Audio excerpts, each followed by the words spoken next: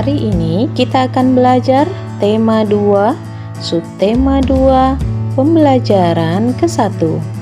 Tujuan pembelajaran kita menuliskan informasi penting suatu teks menggunakan kalimat efektif, mengidentifikasi upaya mempertahankan kemerdekaan Indonesia, dan mengidentifikasi cara hewan menyesuaikan diri terhadap lingkungan. Kalimat efektif adalah kalimat yang mengandung gagasan pembicara atau penulis yang terdiri atas kata-kata yang mempunyai unsur SPOK. Apa itu SPOK? SPOK itu terdiri atas S sebagai subjek, P sebagai predikat, O sebagai objek, dan K sebagai keterangan yang terdiri atas keterangan waktu dan keterangan tempat. Ciri-ciri kalimat efektif memiliki unsur penting yaitu subjek dan predikat, memiliki struktur bahasa dan kaidah ejaan yang berlaku, serta pilihan kata yang tepat sesuai kebutuhan. Seperti contoh, seluruh rakyat Indonesia mempertahankan kemerdekaan. Seluruh rakyat dinyatakan sebagai subjek, mempertahankan dinyatakan sebagai predikat, dan kemerdekaan dinyatakan sebagai objek. Selanjutnya, Insinyur Soekarno dan Muhatta memproklamasikan kemerdekaan Indonesia di Jakarta. Insinyur Soekarno dan Muhatta dinyatakan sebagai subjek, memproklamasikan dinyatakan sebagai predikat, kemerdekaan Indonesia dinyatakan sebagai objek, dan di Jakarta dinyatakan sebagai keterangan tempat. Seperti pada teks yang berjudul Pertempuran di Surabaya, terdapat beberapa informasi penting yang kemudian kita dapat membuat kalimat efektif berdasarkan informasi yang ditemukan melalui teks tersebut.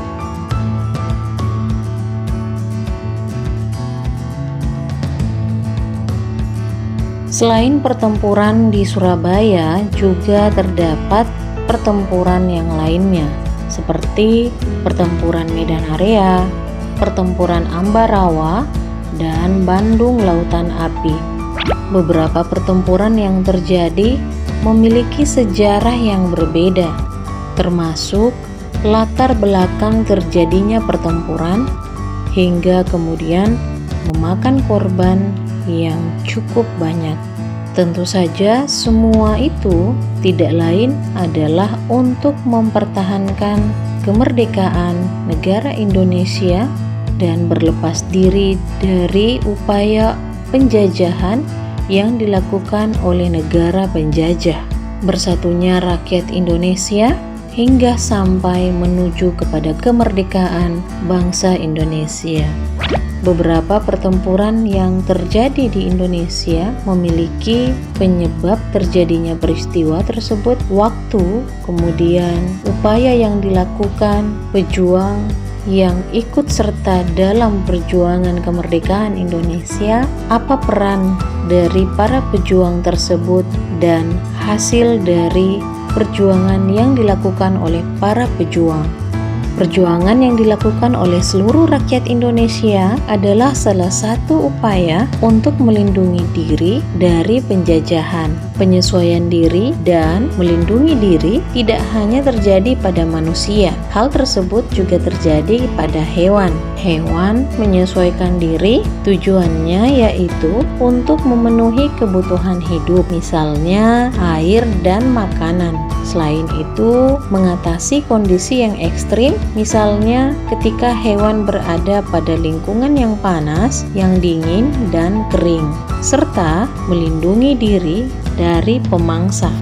Cara hewan melindungi dirinya yaitu dengan memanfaatkan berbagai organ tubuhnya, seperti pada gigi. Hewan memiliki struktur gigi sesuai dengan jenis hewan. Pada hewan karnivor atau hewan pemakan daging memiliki gigi taring yang sangat tajam. Pada hewan herbivor atau hewan pemakan tumbuhan memiliki gigi seri dan gigi geraham. Pada hewan omnivor atau hewan pemakan daging dan tumbuhan memiliki gigi taring, gigi seri, dan gigi geraham.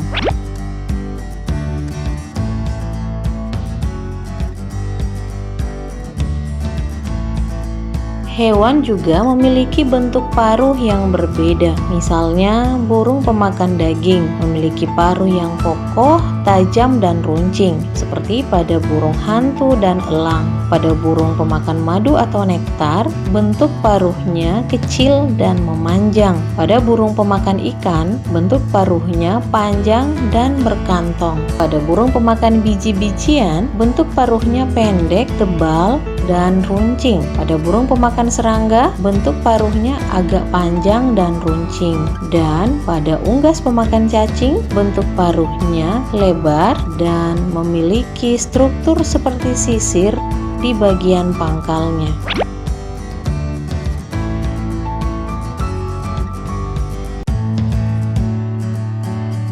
Selanjutnya, bentuk kaki pada hewan. Burung pemakan daging bentuk kakinya kokoh dan kukunya tajam.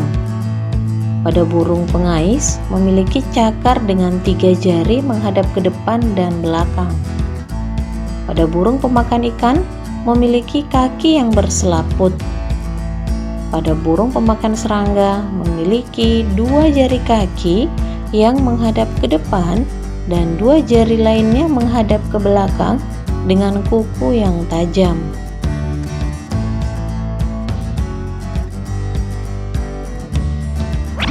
Pada serangga juga menyesuaikan diri sesuai dengan bentuknya. Misalnya, kupu-kupu bentuk mulutnya berfungsi sebagai pengisap. Begitupun pada nyamuk sebagai penusuk dan pengisap.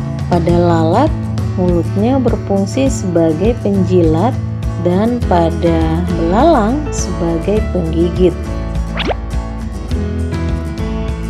Siswa cerdas, demikian pembelajaran kita pada hari ini. Sampai jumpa pada pembelajaran berikutnya.